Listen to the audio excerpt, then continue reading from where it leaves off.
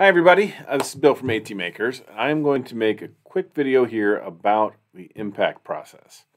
And the impact process is something that's been kind of bouncing around the past couple of years. It's starting to actually take form, and I'm really excited about it. I've been asked by Ben Satterfield to kind of give a consolidated short version of all the videos we've made about it, and most of which were not publicly shared. This one might be. And I've been trying to keep it short. I just failed miserably and made a long 45-minute version, which I will also share with this. But I'm trying to get right down to the nuts and bolts of what we're trying to accomplish, and I hope you guys enjoy this. So the impact process is our take on trying to formalize how we make custom devices. Now, ATMakers isn't a custom manufacturing shop or anything. It's a charity, and we have a goal of bringing together makers and AT users. But along the way, we have created a lot of custom AT devices. And we decided that we'd try and work with some of the universities and other folks out there to try and make this teachable. I'll kind of give you the background for that and what we came up with, hopefully in a short period of time. So what is this thing? What are we trying to accomplish? This is a cross-disciplinary approach to teaching both clinicians and fabricators how to make and deploy and succeed with a custom assistive technology device. So this is a way to replace or augment switch selection. So if you're an occupational therapist and you're doing switch selection right now, it's primarily which of these items might best serve this purpose. So looking at the marketplace, looking at what's on hand in your AT closet, things like that. Placement is a little bit more formal, but generally speaking, it's still about finding a product that best serves this user, not necessarily about creating a solution that might need to be custom for them. The goal here will be to not teach assistive technology professionals to be engineers or fabricators, but to teach them how to work successfully and collaborate with the people on the other side, on the engineering side. Very often this isn't taught today. In the same way, on the engineering side, as an engineer, I was never trained in how to do human factors work. I was never trained to work with people with non-standard bodies or who needed accessibility support. And our goal is to change that. Some of that is happening now in places like the Inclusive Design Lab at Georgia Tech, who we're going to hopefully work with on this. But let's try and make this a little more standard. Let's get actual classes that teach folks how to deal with this. And finally, we're trying to get a pool of talent on the engineering side that an engineer who needs, a clinician who needs help, an occupational therapist who needs help in making a custom solution can go to with some sense of confidence that they're going to get somebody who understands the AT process, understands the goals, understands what's needed, and can give them reasonable estimates of, is this possible and is this going to be expensive or very doable? Now, where did this come from? It came primarily out of conversations that happened at AOTA 2019. For those of you who don't know, that is the Occupational Therapy Association's conference. It's the last one that was held in person. One is coming up again virtually in the next month or so. But at that show, I came to the conclusion that this process needed to be formalized. For a little bit of background, we went there along with a lot of other groups that were currently active in adaptive gaming. So Microsoft had a booth, Makers Making Change, Able Gamers, Warfighter Engaged, and ATMakers all had booths together in one area, and we made actually kind of a great way to play off each other's strengths. It was really kind of a great day, couple days. But it led to some conversations that really brought about the need for this, or showed the need for this. As you can see, we were working with things that were custom made, like this tank control right here, and we were showing off how you could use these in accessible gaming. Every OT who came to the booth, and if it wasn't 90%, I would be shocked. At least 90% of the people who came to the booth said the same thing. They said, I want to do this. I've got clients that would really benefit from this. I have no skills to do it myself. I have no way to bill for this. It's not in my area of practice. How do I do this? At the time, my only answer was work with your robotics team, reach out to us on Facebook, a lot of the things you've heard me say before. But it was very interesting that in an area of OT, which really should include this type of custom development, it was impossible for them to see a path to adding this to their practice. So that led to a conversation over dinner with Bill Janes and some other folks about how to get this into the curriculum of occupational therapists. It expanded then to speech pathologists and ATPs and special needs, special ed teachers. And then how to get it into the curriculum of engineers, which it needs to be both. So at the end of this conference, I started thinking about, can the approach we've been taking be formalized? Can it be taught? What would we need to do for that to happen? And that's where this all came from. So on the way back to Tampa, we had to drive back for weird reasons. I started going through the list of success stories that we had, and I have a few of them up behind me here. But I looked at Kylie Cramley's door opener. I looked at Michael Phillips, who wanted to shoot a gun. Jim Lubin's Morse code tool, a sip and puff that does Morse code and lets him type. All the things that Chris Young has made, and Ella Hunt's power chair and the work we did up at Penn. All of them followed some common themes that I was able to pull together and kind of pull some important thoughts out of on things that we could probably reproduce. In all of these cases, the most important takeaway was that if we digitized the user's intent, everything else became possible. This is important, and it's probably the core of everything I'm going to talk about here, is that if we can get the user's desire, what they're trying to do, into a form that can be passed into software, into Python or C++ or Arduino or whatever else it is, if we can get it digitized into software, the rest of what they're trying to do is very solvable. So while we didn't follow a strict process like we're trying to put in place for I.M.P.Act, we did always do the same thing. We captured the physical action, and it didn't matter what tool we were using, whether it was a sip and puff or a cap touch switch or whatever it was. We captured the physical action. We got it into a piece of software. We added a little bit of processing, like maybe cording on the switches or debouncing. And then we used standard Arduino or CircuitPython or IoT or if this then that to perform the action we were trying to do. This is split up into two very different parts, right? All of the AT specific stuff is around capturing the physical action. And all the things about activating the thing that you're trying to accomplish are general engineering skills. They are being taught today in universities. They're being taught on YouTube. There's no shortage of the ability to get an Arduino to do X. That is a solved problem, and it's something that we should just leverage. What's kind of missing is the front end of this, which is how do we take the non-standard body, the non-standard input, how do we capture that intent and get it into the process? So when I finished that kind of review, when I got back, I actually wrote up and I made a video, and there's a QR code here if you really want to see what the raw idea of I.M.P.Act was, and it's not very far now. There's a video that walks through this and walks through exactly what I was thinking when I got done with it. It has gone through a couple iterations since then, but it really does come down to a fairly straightforward process that I really think we can teach. So the process comes down to 4 basic steps, and many of them are already being done, and I'm well aware that many of them are already being done by OTs in the field today.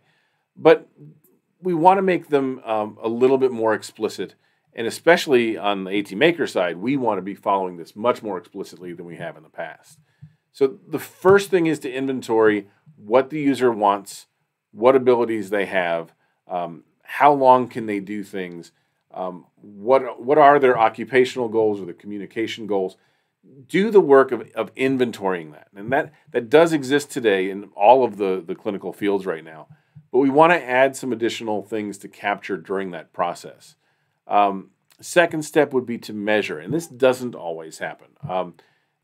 A lot of the things that are inventoried during the inventory phase today are subjective. So we want to make them more objective and more measured things. Rather than saying, he can move his head to the left. How many degrees? Actually measure it, rather than saying I can sense pressure on my finger. Measure it with an FSR, so we actually know how many grams of force or newtons of force, effective grams of force, can be felt on that finger.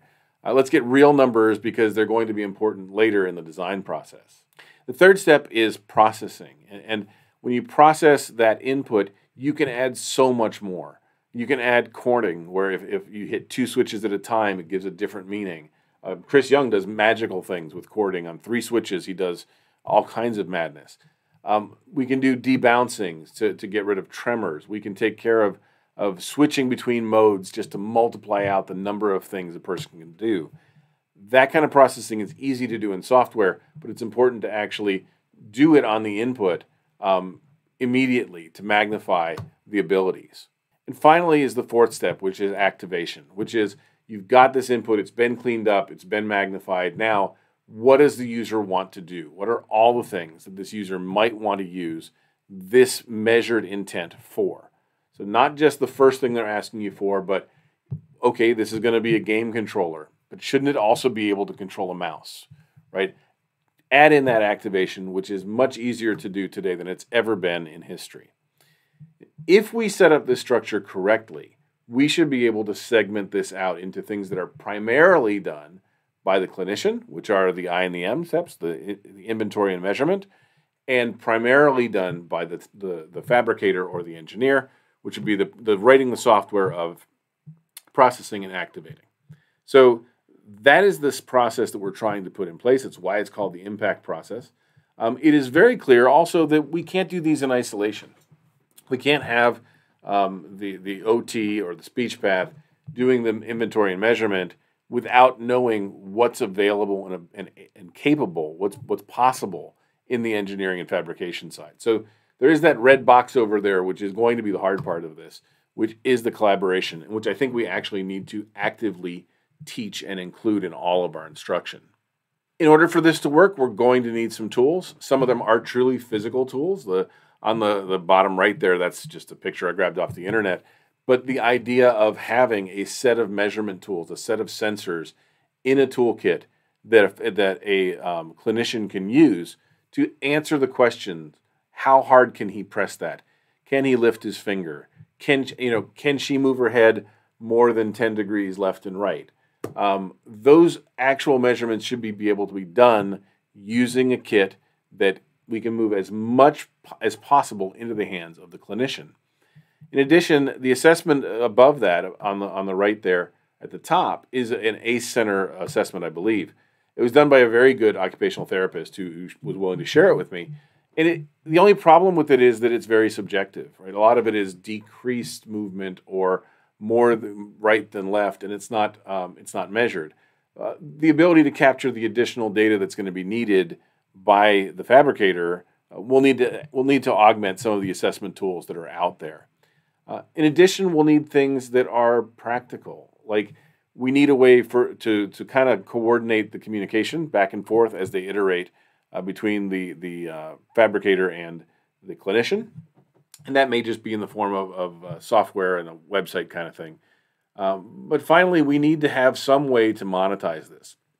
And that might mean a certification that can get added. It might mean adding this to the area of practice through AOTA and ASHA and things like that. But there has to be some way for a clinician, for a speech path or an OT to be able to bill for this work. And that's going to be a long-term thing that we're going to have to work on in order to make this work. And we can't ignore it. We can't just say, oh, that'll eventually happen, or we're just, once again, putting this in the hands of the charities, like ATMakers and Able Gamers, because if you can't bill for it, we're not going to get clinicians willing to spend the time and effort to do this. A lot of them will do it because of the love they have for their clients, but we really want to make this formalized enough that this can be billed by the client, by the clinicians. In much the same way, we're going to need tools for the fabricators. We're going to need a standard sensor set that they understand that the clinicians will have. We're going to need drivers for all those sensors. We're going to need the ability to add new sensors to that kit. A lot of this is already been built. We have the benefit of following the footsteps of people like Adafruit. You'll see Lamore Fried over there. They have a standard sensor library. We just need to integrate it into the AT side. We need to make sure that it is standardized and that people learn to use these as they're building their solutions. Just like the clinicians, they will need a way to coordinate, and they will need a way to monetize this. So this can be a certification that is added on to the engineering degree. It says, I'm I.M.P.Act certified, I'm an impact fabricator. I don't really care what the acronym is or what the name of this is, but it's something that people would recognize as this person understands how to do work for AT users. They understand how to work with human factors when it is not standard, when we're working with having to create something custom to work with somebody. It's a very powerful thing in terms of being able to market themselves, and it needs to be something that is centralized so that if a client asks their OT for help, they'll know where to go look and find a fabricator. As for how we teach this is absolutely the least well-defined part of this, but this is what we're thinking at the moment. On the fabricator side, which really has to be done first, we should add this into the undergrad curriculum, and not necessarily as a requirement, but as an elective. There should be a course in inclusive design, and that course should explicitly teach using the impact tools. They should have real interaction with AT users and with clinicians. They should learn the full life cycle of not just how to create one prototype, but how to do fabrication, how to do training, how to do support, because that's actually the hard part of this.